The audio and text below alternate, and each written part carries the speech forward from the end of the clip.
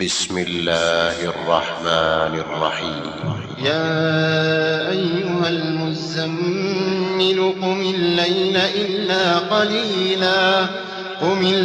إلا قليلا نصفه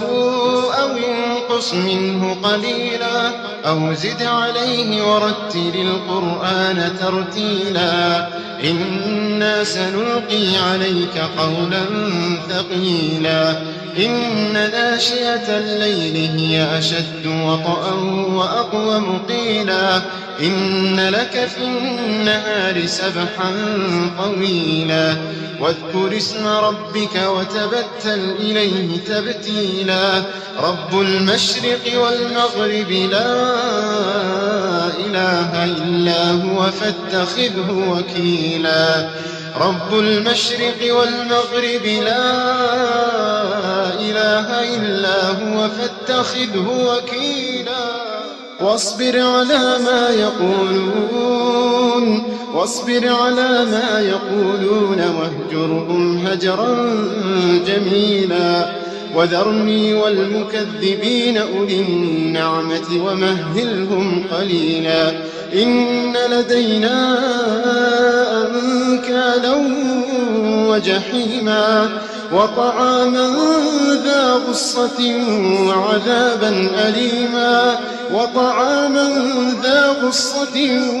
وعذابا أليما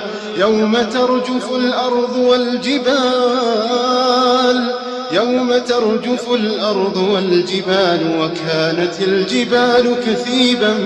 مهيلا يوم ترجف الأرض والجبال وكانت الجبال كثيبا مهيلا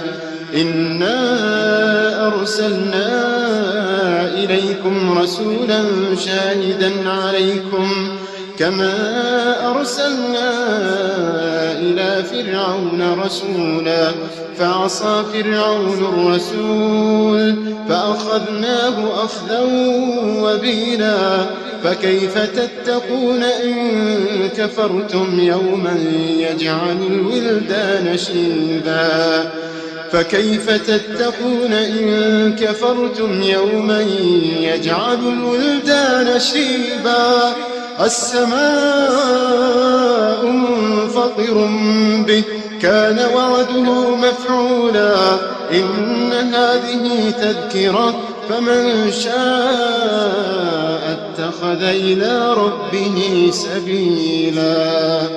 إن ربك يعلم أنك تقوم أدنى من ثلثي الليل ونصفه وثلثه وطائفة من الذين معك والله يقدر الليل والنهار علم أن لن تحصوه فتاب عليكم فاقرؤوا ما تيسر من القرآن علم أن سيكون منكم مرضى وآخرون يضربون في الأرض يبتغون من فضل الله وآخرون يقاتلون في سبيل الله فاقرؤوا ما تيسر منه وأقيموا الصلاة وآتوا الزكاة وأقرضوا الله قرضا حسنا وما تقدموا لأنفسكم من خير تجدوه عند الله وما تقدموا لأنفسكم من خير تجدوه عند الله هو خيرا وأعظم أجرا واستغفروا الله إن الله غفور رحيم.